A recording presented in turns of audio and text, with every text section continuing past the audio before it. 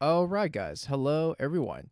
I hope you guys are doing super well, and I hope you're having a great start of the weekend. Here, I am recording this on Saturday, April 30th, 2022. Yes, year 2022. And oh, holy crap, we're pretty close to May. And man, I am not even excited for my 31st birthday next month. Um, yeah, just heads up, I am gonna end up turning 31. But anyways, we're gonna um get right onto topic. And so today's episode, we're gonna be discussing basically the aftermath of what's been happening. And I wanted to do a part two of this because uh, for one, I wanted just to mention that there's been a lot has been happening over the past 72 hours. I would say because for one, it's for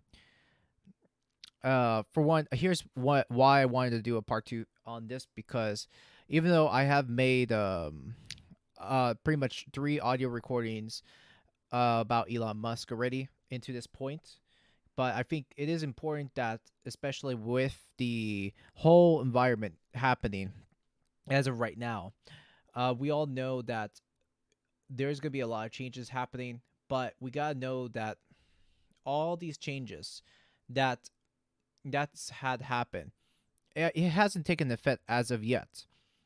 And and the funny thing about this is this everyone in Twitter, and not just Twitter, but the people working in Twitter are absolutely freaking out that um that they are gonna basically end up losing everything that Twitter has built on, which is not true. And I'm gonna tell you why in this episode. I think a lot of people that are working in Twitter, they've absolutely have no idea what they're actually scared about this whole buyout. And believe it or not, there's actually a good video that summarizes really well with the whole buyout, and I will definitely link this down in the description below because I think this accurately sums it up well that with what's been going on, especially with the whole Twitter culture. I think there's so much of this um, madness that a lot of people don't take this really consider can also consider it, but very logical why I do see this buyout was very necessary, and I will tell you in just a moment. Now, before I begin today's talk, I want to go ahead and give you a few words of our sponsors, and just as always, I want to go ahead and give a shout out to a sponsorship that I've been around with for a long time, as you guys know, and I have to say this again, which is Zenny's Optical, the anti-blue light glasses that I always recommend to people that are working, gaming, or doing whatever you are doing with your phones. I recommend this a lot because, for one, I know it helps me out throughout the day, and that way my eye is not straining so bad. Which to me, this is something I recommend to people all the time. So if you want some anti-blue light protection, Zennies is the way to go. And go ahead and pick them up, check them out, and click down the link below.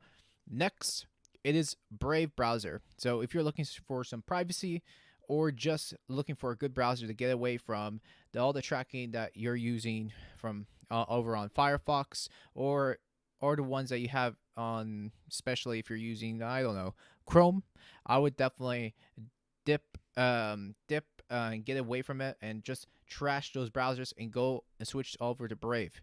Brave has been a choice of browser since 2017. Yeah, it's been a one of the top choices to use on a daily basis, and I haven't even think about twice about going back to Chrome or Firefox, which I would definitely recommend anyone to check out Brave, give it a try, and if that doesn't work for you, go ahead and you can sort of switch back to your surveillance browsers. With that said, then next it is Blueberry. If you're looking to create a podcast for the first time, look no further, and you can try out Blueberry for about uh, 30 days guaranteed. Which, by the way, if you don't like the service, you can just always cancel it out within 30 days. So don't be afraid to try it out and give Blueberry hosting a shot just by clicking the link down in the description below. So, what are you waiting for? Please do so at this point. So, with that said, let's get on to episode uh, 181 without further ado. Since I am doing a recording, since this is going to be off the fly, there's not going to be any background music or anything which I'm going to end up doing any post productions, which, however, there's not going to be any editing as far as very little editing is concerned, everyone. Which to me, I wanted to go ahead and save some time and continue on the show without having to waste any more time. So I wanted to get right to the point of today's episode on the aftermath and how everyone responded to the buyout. And even before making this podcast, this video that I watched beforehand, this was this was funny. I I have to tell you one thing about this Babylon B video that's gone pretty much viral, and in fact, there was this is something I actually would recommend to all my listeners to check out the video wherever you are on YouTube, Rumble, or Odyssey. This is coming from the Babylon B, which says Twitter employee undergoes therapy due to intermediate Elon Musk takeover. Oh my God! And isn't this just beautiful? And this pretty much accurately sums it up on what how people are accurately going through this buyout. I think this is really mental. It's so mental and how a lot of people are taking this buyout, even coming from people from working in the company, which it's actually I'm not even joking when I say this. And I'm just reading this over from another tweet by a guy named Kyle Mann, which he says our video mocking Twitter employees for being too sensitive was flagged by Twitter for sensitive content. I mean, I shit you not. This is absolutely hilarious. I mean, especially how this is how it's coming out from Twitter employees from people coming from that company alone are just taking it so badly. And then the tweet that I just read from Kyle Mann. He's the editor in chief of the Babylon Bee, and that's what I read that tweet from. And which the fact is that it is actually very very sad that it got censored right from Twitter itself. It's actually very sad coming from Twitter. In fact, they make tons and tons of jokes, pretty much basically making fun of everyone from left to right and everyone else above. Which that's something I think it's a very very sad thing coming from Twitter itself banning. What's actually I think much what's even the sad is that Jack Dorsey, and I'm sure everyone that follows on the internet which I'm sure everyone knows who he is, the former CEO of Twitter. Which, by the way, this guy, which I which I would think he would have two two sets of brains will actually make a little bit more sense, but to me, what I can see about Jack Dorsey is just pretty much a basic Nimrod, a basically um, just doesn't know what the fuck he's talking about. And excuse my language for people that cannot um, take this, but this is absolutely stupid. Reading from the man that started Twitter and founded Twitter from the very beginning. And here he says, coming from the man himself, that and that says right here, I have tried taking a break from Twitter recently, but I must say, the company has always tried to do its best given the information it had. Every decision we made was ultimately my responsibility, he says. In the cases we were wrong or went too far, we admitted it and worked to correct. Which is stupid because for one, this was really terrible how he responds to the buyout. Because you know what? Even under his leadership, he didn't even do diddly squat to correct things on time. Which I would say maybe he tried, but I don't know. To me, the platform was already a mess by the time, and even under him, I'm sure he deliberately did it, and I'm sure that something that for one, I would say that Jack Dorsey's reputation, um, like him or hate him, to me, I don't like him personally. I don't. I do not like the guy one bit because for one, he really screwed the platform that he started out, and now it's being bought out by Tesla billionaire Elon Musk to correct that. And because for one, he wasn't even doing Twitter any justice down the road later on because he wasn't, and he was really. I mean, later on, this is the same guy. He said early on Twitter that said himself that Twitter was a free speech platform. He said that like early on around 2009. Early on, if I could find the audio, I'll put pretty much put it up right there. But then later on, he pretty much said to an interviewer that said that, oh no, what I said before was not correct. Twitter's not a free speech platform, and basically this guy is an imbecile. This guy is absolutely stupid, for what he said. And then he continues on. He says, some things can be fixed immediately, and others required rethinking and implementing the entire system. It is important to me that we get critical feedback in all of its forms, but also important that we get the space and time to address it. All of that should be done publicly. Hmm. And then the next thread he goes on, a transparent system in both in policy and operations is the right way to earn trust. Whether it's owned by a company or an open protocol doesn't matter as much as deliberately deciding to be open about every decision and why it was made. It's not easy to do, but it must happen.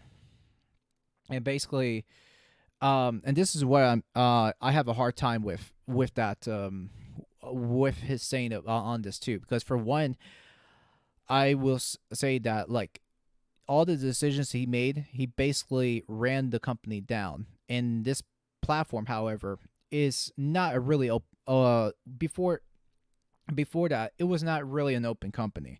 Let's put it this way too. And the fact that you have all these censors, all these people that were doing things the wrong way, wasn't really helping the company whatsoever. And it was pretty much the price of Twitter and its shareholders of Twitter was just in a big dump. And now you see Twitter right now right after the buyout, it did rose up to 10%.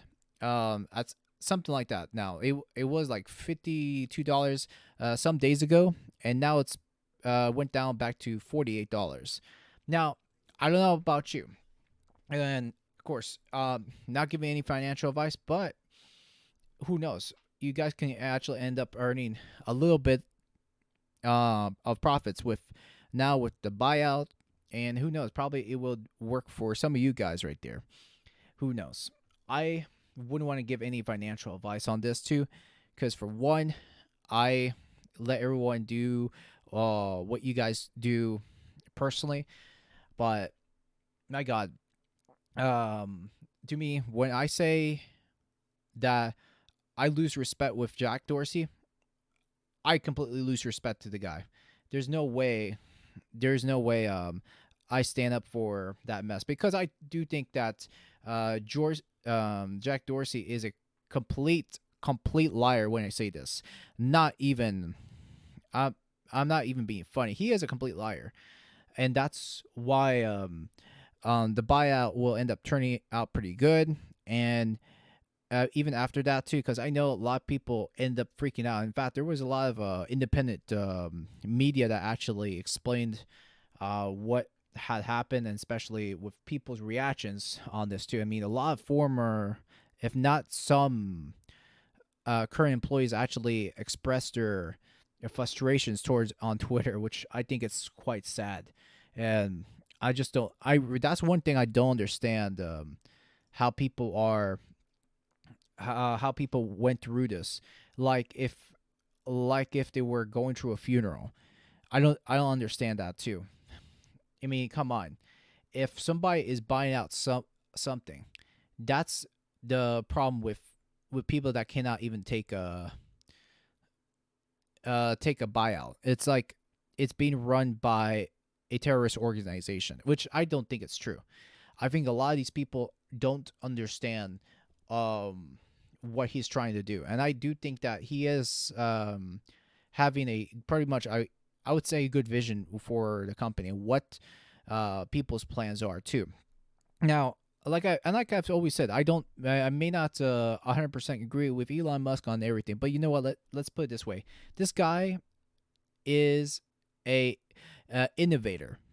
I'm gonna put it this way too. He's a innovator by all means.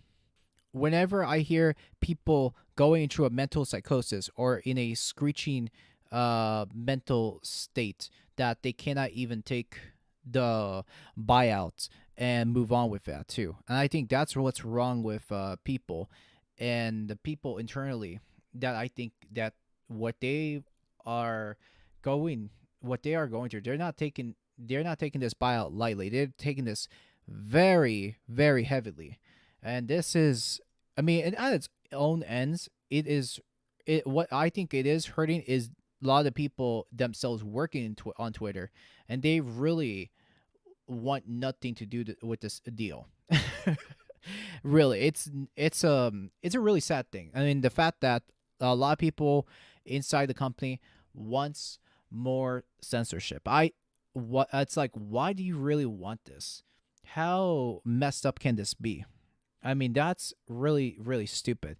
And if you think about it too, I mean, you're being hired to do the job, and that's all you're really doing. And the fact is that many of these people internally are acting like big activists, which is terrible on its own. It makes these people that look really terrible on their own actually. And in fact, the reason I'm looking over this is, for one, actually there was actually a journalist by the name of Andy Go, which says that Twitter locks down product changes after agreeing to Musk bid. So this is the situation, which is really sad on its own, and that they cannot take this buyout. And for one, even if with the new leadership in hand right now, what they wanted to do is make Twitter open source. So it's like, hey, that's an awesome idea. Why close out anything? And because people want to know and people want transparency, that is awesome. People want transparency out of this company. And then the people like on Twitter, or the Twitter employees, are taking it so hard that they cannot even take this. That it makes them pretty and also not just sad little wimps, but but what I see with these employees is that they act like fucking children. And my response to anything like this is that if you don't like what you are going through a company, hey, tough luck. You know what? You cannot change what's been happening right now too. And if you don't like it, you better get your resumes ready. keep it up to date and move on with another company that likes you because of your values. First of all, a company will hire anyone due to merit, not to your damn values. And I find that's what's wrong with the culture of today is they care about my values, which the problem is that people that are in tough leaderships, they don't give a shit about your values, okay? And if you want to do your activism off time. And I think what was happening internally, a lot of people are just taking it the wrong way too. In fact, there's actually, if I've not wrong, a lot of people, I'm sure they're gonna have massive layoffs, and they're gonna have to end up restructuring Twitter from the ground up. I'm not kidding. They are gonna have to end up going through a massive restructuring of the company from the down up, because and I know that under Musk, I'm sure there's going to be fine, bright days ahead.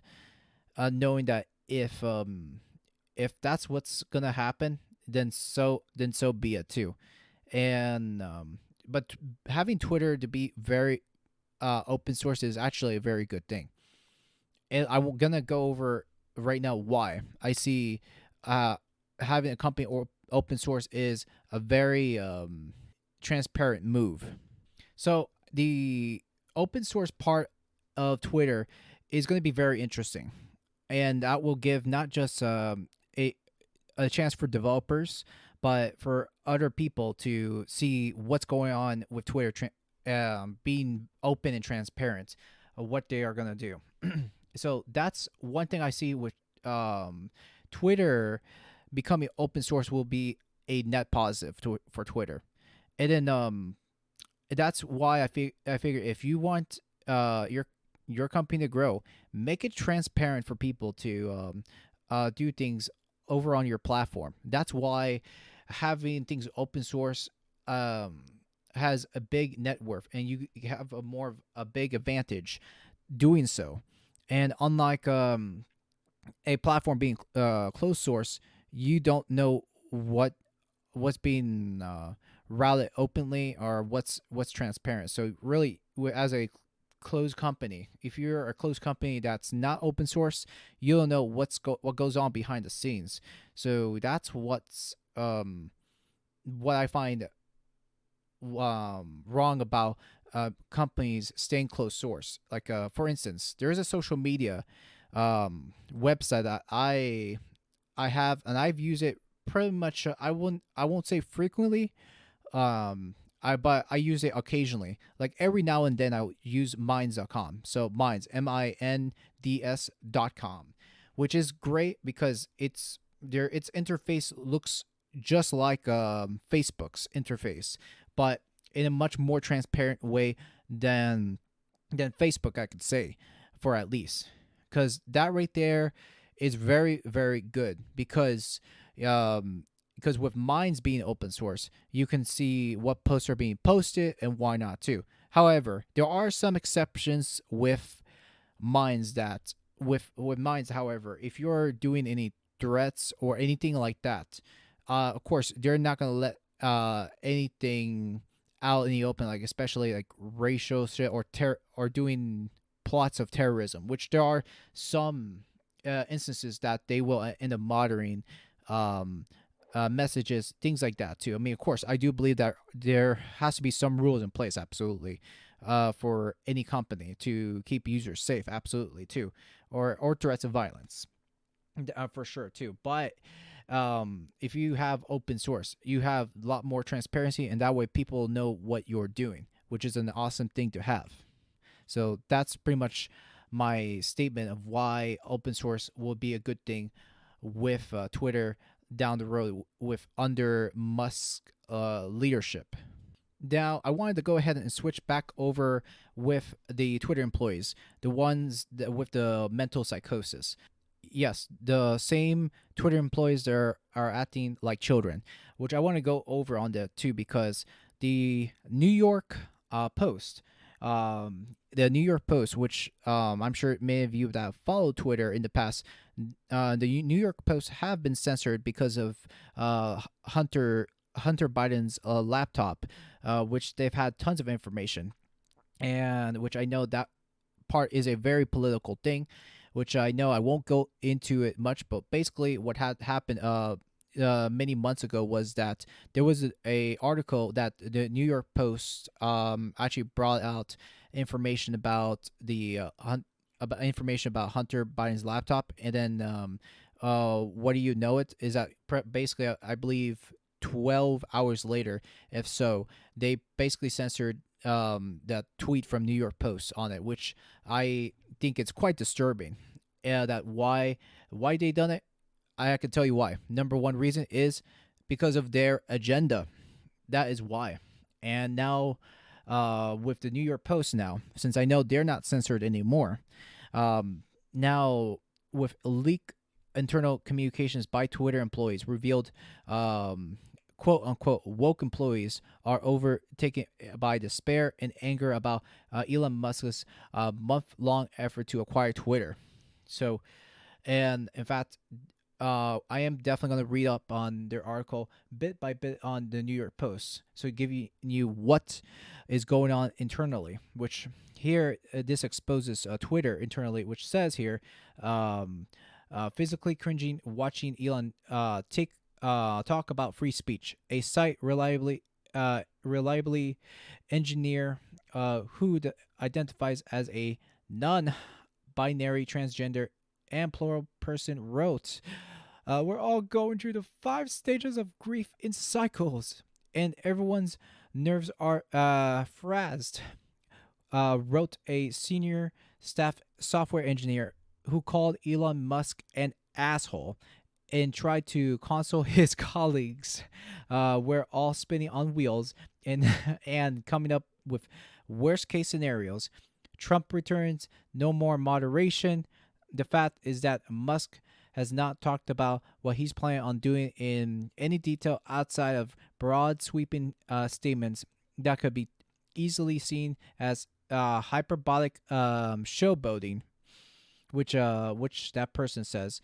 A senior staff video engineer announced that he would be quitting, and not the place to stay, perhaps, but I will not work for this company after the takeover. Yeah, this person says. Following the back and forth among multiple employees angry about the news, some warned that their communications on Slack could be searched. The employees then moved their conversations onto their personal devices using the encrypted chat application Signal. Oh boy. Twitter's leadership appear to predict an internal backlash and possible sabotage when it locked down the ability of its employees to make changes to the platform through Friday. Oh no. Then it says right here, continuing on with this article, leading up to Monday's deal, Twitter employees have already been venting for weeks on Slack about Musk and defending the platform's moderation enforcement. A Musk-owned Twitter is one of the greatest threats to the 2022's and 2024's election. We are fucked if this happens, said to this one person, which I'm actually going to click who said that right there too. Oh boy, yeah, isn't that something? Oh my god. And by the way, it just gets better and better after reading all these tweets and all these news right here too, because this is the problem with their staff. And I've said this before, and I do not take anything back what I said, because these people are mentally enabled children. They should not be working with companies like that too. And in fact, if you want to, take your leave and goodbye, you crazy people. So if anyone wants to go ahead and read up on this article right here, I'll have the link down the description down below for you guys to check it out and read more further down, because I think that the 2022s have just gotten a little better with with this, because I do think that even though a lot of people knew how bad or how corrupt social media has become, but I think this already exposes so much uh, idiocy and corruption that is going on internally, and the fact that they are taking this really, really bad is really insane. And you know what? I think a lot of users that saw the buyout was savage, was really, really beautiful executed. That's why I think this was really necessary. This was really necessary. Even though I thought about this from the beginning, that hey, we've got if we want to see some changes, this has to be shown. We gotta see it to believe it, and I do think over time we will definitely see these changes as times go by. Who knows? Because I've been around Twitter since 2009, and I've deleted my Twitter about once, many months back, and I did end up resetting it again because I just got tired with the whole politicalization on Twitter and how things were running.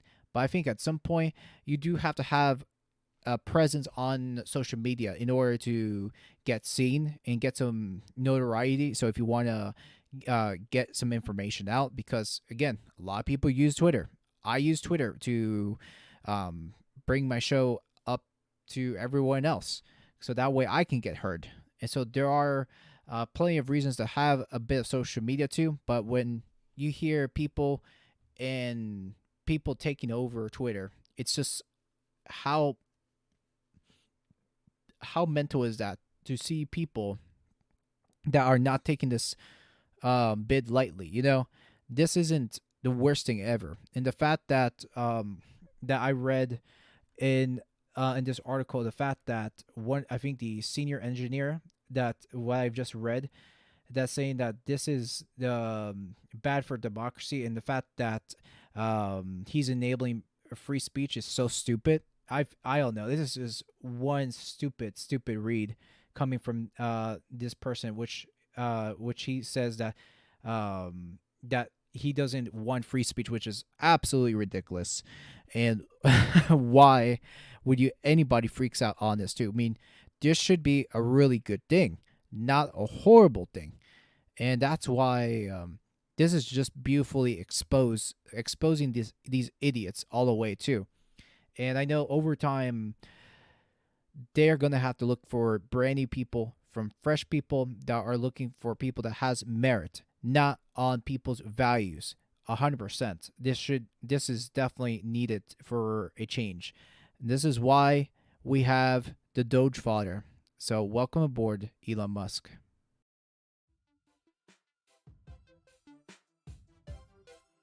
If you like the content what you just heard today, please be sure to follow me over on Twitter at Leon Legray over on Twitter. And if you have a Deezer account, I just opened my RSS feed over to Deezer, Deezer, which is basically like Spotify, and it does the same thing too, which is a Spotify alternative, which I recommend you guys checking it out.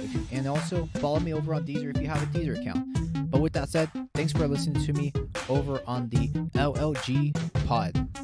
And I hope you come over and come back to listen to me on the next episode. Take care and goodbye.